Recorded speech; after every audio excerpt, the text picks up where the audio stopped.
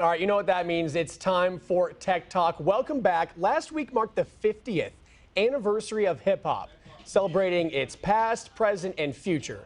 But let's take a moment to focus on the future, especially when it comes to artificial intelligence. Last week on Tech Talk, we introduced you to the concept of rap versus AI, a one-on-one freestyling challenge between a human and an AI rapper. Well, these guys, they're back. The co-founders of Rap vs. AI, Hajj Flemings, here in studio. And we also have Cynthia Respert. She's with us via Zoom. She got the chance to show off this new concept at a special celebration of hip hop at Howard University. So Hajj, we'll start with you. How was it, Howard University, that experience, to be able to show this off to probably thousands of people there? It was an amazing experience. And so it's a landmark conference that pulls together artists, scholars, industry professionals. Rap versus AI was there because we are futurists and technologists.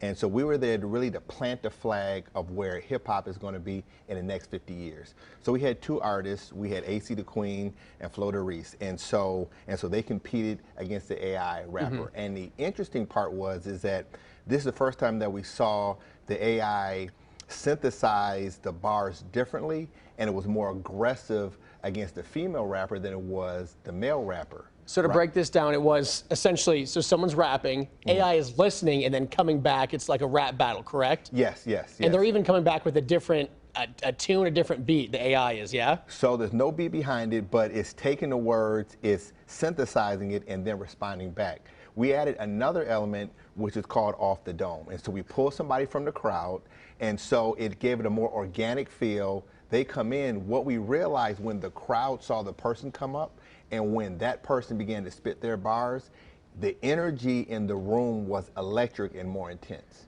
I think that's awesome. I mean, what a genius idea. And I'm sure hundreds of people, thousands of people probably in there? There was an amazing group of people who were there. We were in this classroom that was just, it was filled to capacity. And so it was an amazing experience. And people had a chance to be able to see this live for the first time. Yeah, and Cynthia, obviously you were there too. What did you think about the whole ordeal, all the rap going down at Howard University?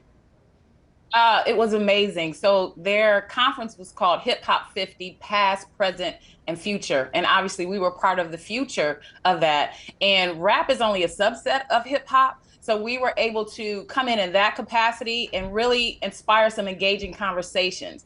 We were one of the more active sessions, but there were some engaging panels, some thought-provoking questions, doctorates of hip hop philosophy and things like that.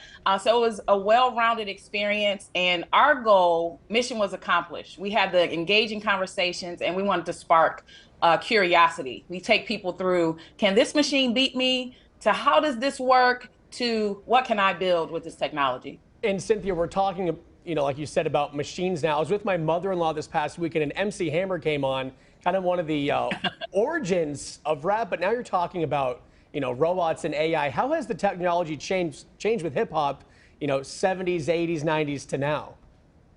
Oh, for certain.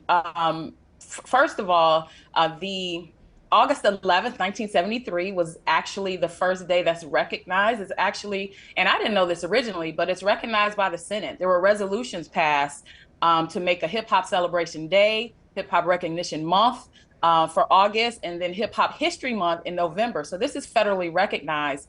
So that's recognized as the inception, and it all started with a back to school party, which is kind of cool. It inspires you to know that you can create moments that turn into movements.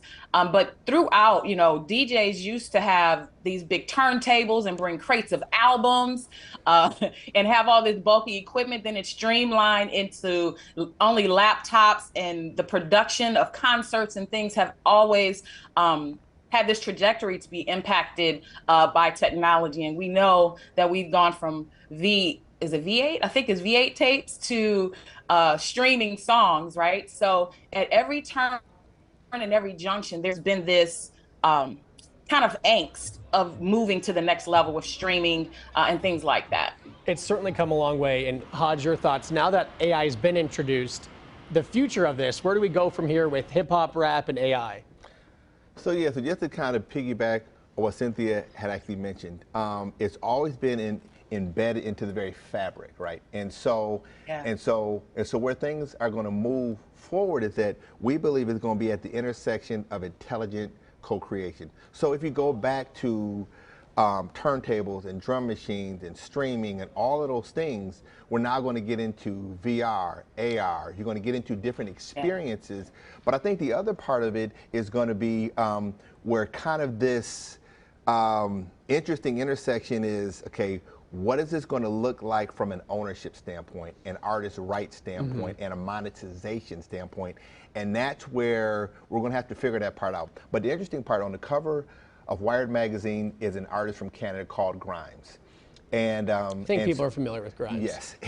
and so what Grimes has already stated that, look, I'm interested in any kind of collaboration for a successful AI song, and I'm willing to do a 50-50 split on royalties. Interesting. That could change the entire industry, but we still believe that the genre of rap is going to lead.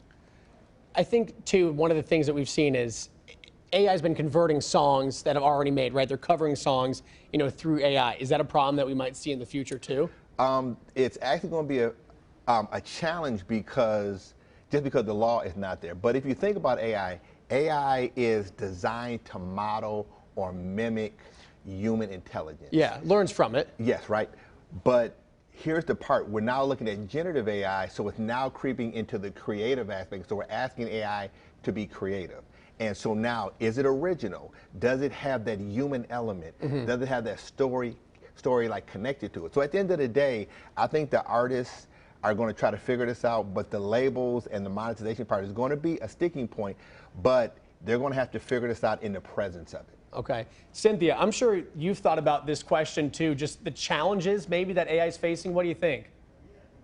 Mindset is one for certain. You guys have already touched on the legalities of it, right? The regulations are not in step with the progressive technology. So it has to be kind of co-created as it progresses. And what we encourage people to do is proceed with context, not even with caution, but proceed with context, meaning caution kind of refers to maybe fear or trepidation, but proceeding with context is you have awareness and you have the tools and you are aware of the knowledge of how to operate in this environment. So that's one of the things. The regulations are another. And then just how does this interact with different industries? It's going to transcend every niche and every industry. And something that I'm really big on is the literacy rate in America.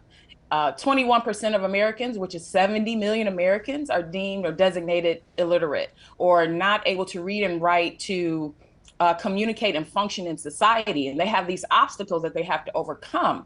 It leans me into the AI literacy rate. What does that look like if we don't tap into this innovation economy right now? So those are some major challenges that I see.